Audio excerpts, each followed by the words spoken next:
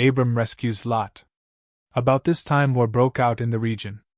King Amraphel of Babylonia, King Arioch of Elasa, King Chedorlaomer of Elam, and King Tidal of Goyim fought against King Bera of Sodom, King Bershah of Gomorrah, King Shurnab of Admah, King Shemeber of Zeboim, and the king of Bela, also called Zor.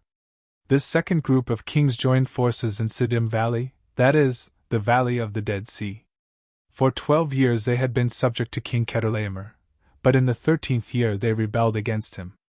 1 year later Chedorlaomer and his allies arrived and defeated the Rephates at Ashtaroth-Karnaim, the Zuzites at Ham, the Emites at Shaveh-Kiriathaim, and the Horites at Mount Seir, as far as El-Paran at the edge of the wilderness.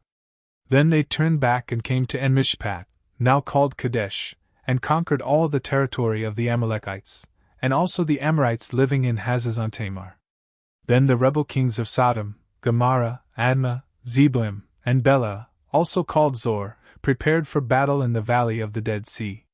They fought against King Chedorlaomer of Elam, King Tidal of Goyim, King Amraphel of Babylonia, and King Arioch of Elasa, 4 kings against 5. As it happened, the Valley of the Dead Sea was filled with tar pits. And as the army of the kings of Sodom and Gomorrah fled, some fell into the tar pits, while the rest escaped into the mountains.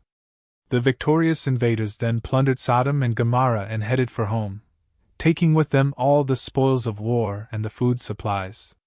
They also captured Lot, Abram's nephew who lived in Sodom, and carried off everything he owned.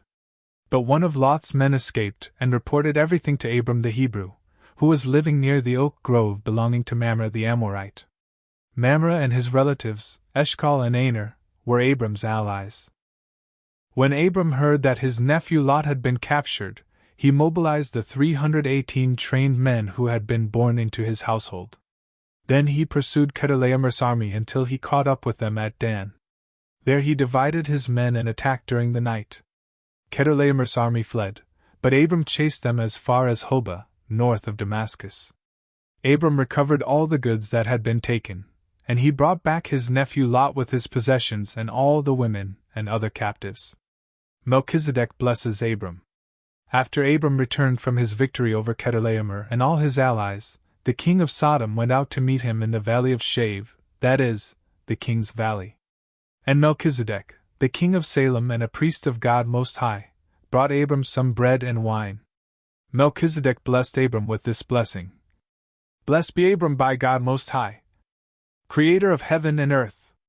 And blessed be God Most High, who has defeated your enemies for you. Then Abram gave Melchizedek 1/10 of all the goods he had recovered.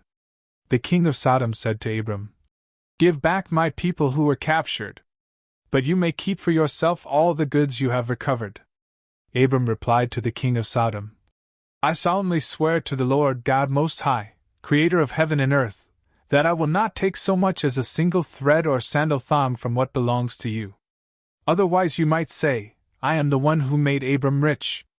I will accept only what my young warriors have already eaten, and I request that you give a fair share of the goods to my allies, Aner, Eshcol, and Mamre."